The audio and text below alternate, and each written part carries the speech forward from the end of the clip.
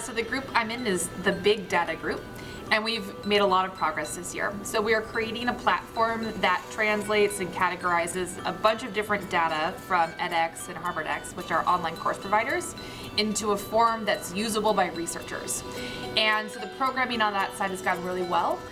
We're at a point now where the data is comprehensible to a researcher, so it's all pretty uniform, and there's just some debugging left to do there.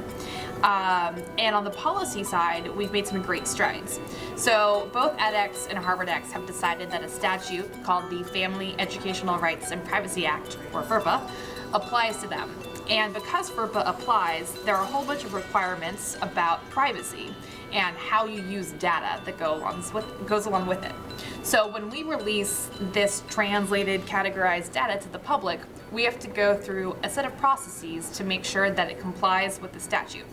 That means we have to anonymize the data, which is a really difficult task because it's very difficult to actually de-identify anything these days. And our policy team put together a memorandum outlining a procedure to anonymize the data.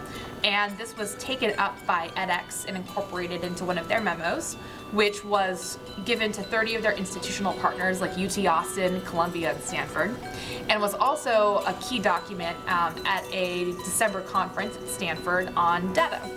And at the conference was the Department of Education and a bunch of different online course providers and educational institutions, and they concluded that we need to have a workshop to write the rules on how FERPA and online courses will interact. And what's really exciting is that a few members of our team are probably going to go to this workshop and give our input on how FERPA and online courses should deal with each other and what kind of privacy regulation should be imposed on these MOOC providers.